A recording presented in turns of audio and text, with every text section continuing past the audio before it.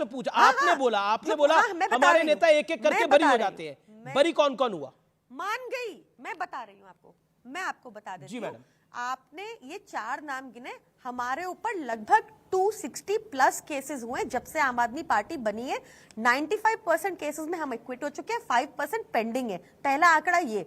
दूसरा आंकड़ा, अगर आपको सिर्फ ये 4 नाम का भी गिनना है तो मैं आपको एक बात बता दूं, आप किसी कानून के जानकार से ये बात कीजिएगा कि पीएमएलए कोर्ट में अगर आपको रेगुलर बेल मिल जाती है, वो एक्विटल से कम नहीं हुई होती, जो अरविंद केजरीवाल जी के केस में मिल गई है, जिसमें माननीय कोर्ट ने कहा कि ईडी बायस के साथ एक्ट कर रही है, और कोर्ट ने यह भी कहा कि कोई प्रमाण नहीं है। फिर भी इन्होंने सीबीआई का दूसरा केस बना लिया सेम एविडेंस पे, अब उनको अंदर रखा हुआ है, वो भी आएंगे बाहर, वो भी आने वाले हैं। तो ये क्या कर रहे हैं? अब जैसे अमानतुल्लाह खान जी का केस देख लीजिए, 2016 में एसीबी केस हुआ, 2022 ठीक है, जवाब ले लेते सुधांशु त्रिवेदी। 2023 फर्स्ट, नहीं सुन लीजिए, ये पूरा सुन लीजिए फिर जाइएगा।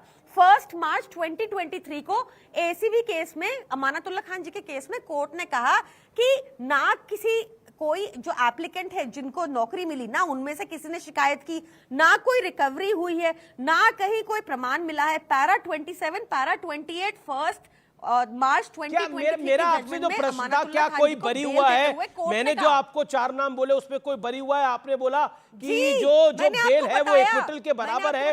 ये एक नई लॉ की परिभाषा है, bail is never is equal to acquittal.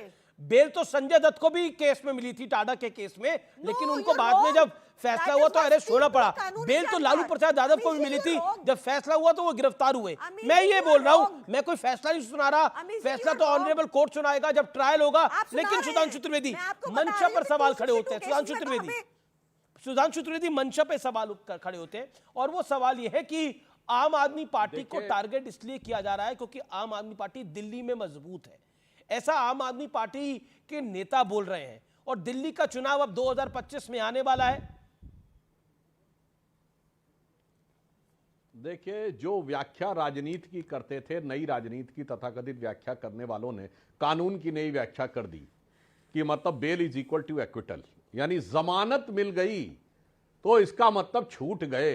अरे साहब, जमानत पे तो बड़े बड़े लोग जो मर्डर के आरोपी होते हैं, यहां तक कि बलात्कार के आरोपी होते हैं, डकैती के आरोपी भी रहते हैं। मैं ये नहीं कह रहा हूं, कैविएट लगा बोल रहा हूं, आपकी पार्टी के लिए सब कुछ नहीं कह रहा हूं, मगर ये लोग भी जमानत पे रहते हैं तो वो कह देंगे हम छूट गए साहब।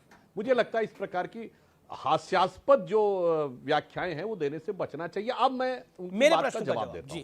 इन्होंने कहा कि डोनेशन की बात, ये कह रही ना किसी ने अप्लाई किया, ना किसी एप्लीकेंट ने कहा वक्फ बोर्ड नौकरी में। तो मैं मैडम, मैं पूछना चाहता हूं, ये जो इलेक्टोरल बॉन्ड में ना देने वाला कोर्ट गया था ना लेने वाला कोर्ट गया था, तो मुकदमा ही आपके हिसाब से खारिज।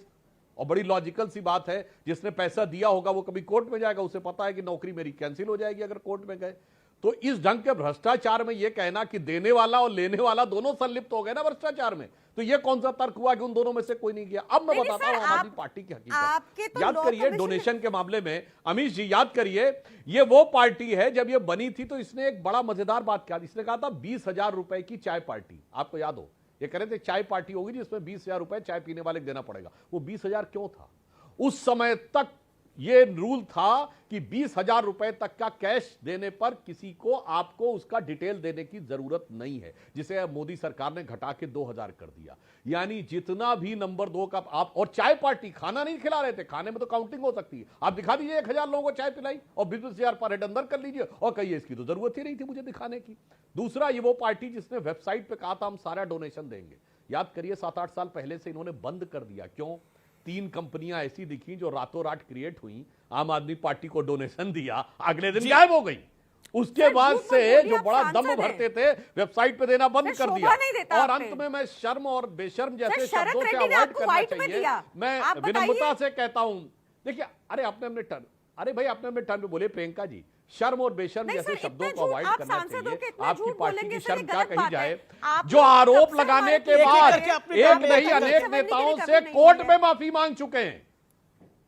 स्वर्गीय अरुण जेटली जी से कोर्ट में माफी मांग चुके हैं आरोप लगा के, नितिन गडकरी जी से कोर्ट में माफी मांग चुके हैं, जहां तक मुझे ध्यान है कपिल सिब्बल और मनीष तिवारी से कोर्ट में माफी मांग चुके हैं। और शर्म क्या कहा जाए, जिस पार्टी को बेईमान बेईमान कहते थे उस पार्टी से पहले भी 2013 में गठबंधन किया और अभी 2024 में गठबंधन किया। कांग्रेस और ये मिलके तो 0 सीटें पाके आए, फिर कहते हैं हम इनसे डर रहे हैं। ये बात किसी के समझ में आने वाली नहीं है। तथाकथित बेईमान के साथ तथाकथित स्वघोषित कट्टर ईमानदार ने गठबंधन किया, उसके बाद 7 की 7 सीटें हार गए और उसके बाद क्या मतलब हैट्रिक लग गई 0-0-0 2014, 19, 24। ठीक है, वो आइडियोलॉजिकल, वो एक आइडियोलॉजिकल कॉम्प्रोमाइज था आम आदमी पार्टी का, लेकिन विषय वो नहीं है।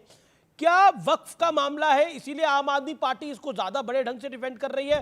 विधायकों पे तो आपके और भी एफआईआर हुई और भी विधायक आपके गिरफ्तार हुए, लेकिन इतना पॉलिटिकल उहापो यानी तमाशा नहीं हुआ, क्योंकि ये वक्फ का मामला है, मिनॉरिटी वोट्स का मामला है, इसलिए खेल हो रहा है। प्रियंका, बीजेपी का आरोप है ये वक्फ का मामला है इसलिए ज्यादा हल्ला मचाया जा रहा है। ये शाहीन बाग वाले अमनतुल्लाह खान है इसलिए हल्ला ज्यादा मचाया जा रहा है। अमीर जी, मैं जानती हूँ आप क्या करना चाह रहे हैं, पर वो ऐसा होगा नहीं। हम आम आदमी पार्टी वाले हैं।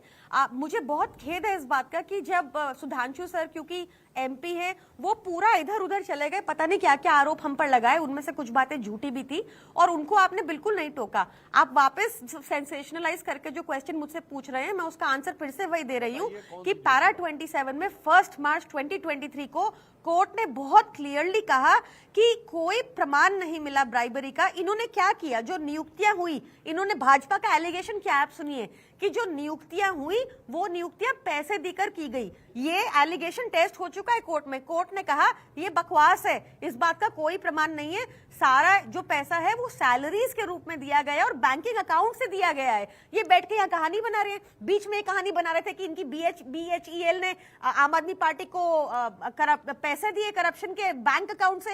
ये कैसी बातें करते हैं? ये जानबूझ के, आप समझें, आप तो समझदार पत्रकार हैं, आपने देख लिया 2 साल इन्होंने शराब घोटाला क्या किया, और अब 2 साल बाद जब शराब घोटाले की बैंड बज रही है खुलेआम, तो अब ये नया घोटाला लेके आए हैं। अब इनको किसी इनके एजेंडा में मत फंसिए। आप एक रिस्पेक्टेबल चैनल और रिस्पेक्टेबल एंकर हैं। आप देखिए ये क्या करना चाह रहे हैं। चुनाव से पहले ये गिरफ्तारी करके फिर वक्फ बोर्ड का मामला उसको सेंसेशनलाइज कर रहे हैं। बताइए ना सुधांशु जी, क्या आप मना करते हैं कि कोर्ट ने इसके ऊपर पहले डिसीजन नहीं लिया हुआ? 1 मार्च 2023 की जजमेंट आपने पढ़ी है सुधांशु सर? पैरा 27 और पैरा 28 पढ़ा है सुधांशु सर? सच बताइए और बताइए उसमें क्या लिखा है। ठीक है सुधांशु त्रिवेदी, कि आप सेंसेशनलाइज करने की कोशिश कर रहे हैं वक्फ का मामला लेके आकर चुनाव से पहले, जिससे कि चुनाव पोलराइज हो जाए।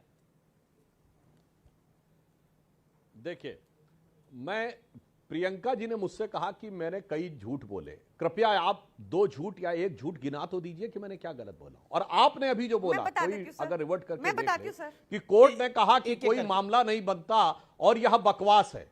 जब अपना टर्न है तो बोलो, मैं अपेक्षा कर रहा था शायद आप कुछ गिनाएंगी। आपने कहा, कोर्ट ने कहा कोई मामला नहीं बनता, यह बकवास है। मैं आपको चुनौती से कहता हूं कि यह बकवास शब्द अगर कोर्ट के जजमेंट में लिखा हो तो बताइए, तो फिर तो केस क्वैश हो गया होता, फिर खाली जमानत थोड़ी होती, तब तो केस ही क्वैश हो गया होता। इसलिए मैं आपसे कहना चाह रहा हूं कि इस प्रकार के जो आप लोग वितंडावाद करने का प्रयास करते हैं, हकीकत में सारी की सारी समस्या इसी दृष्टि से है कि आप बकवास वर्ड कह रहे हैं कि कोर्ट ने लिखा हुआ है, ये अपने पक्ष में। और वक्त की बात ही नहीं है अमीश जी, अमानतुल्लाह खान खाली वक्त के चेयरमैन नहीं है, वक्त के चेयरमैन बनाए क्यों गए थे? याद करिए, जब हमारी पार्टी ने औरंगजेब रोड का नाम बदलकर अब्दुल कलाम रोड रखा था, तो केजरीवाल जी एक मुखौटा थे, उन्होंने कहा स्वागत करता हूं, मगर अमानतुल्लाह खान ने जाकर विरोध किया था, छाती पीटी थी और ओखला में कहा था मैं एक रोड का नाम औरंगजेब रोड रखूंगा। ये ओखला के आवाम का फैसला है। बोलिए, बोला था कि नहीं?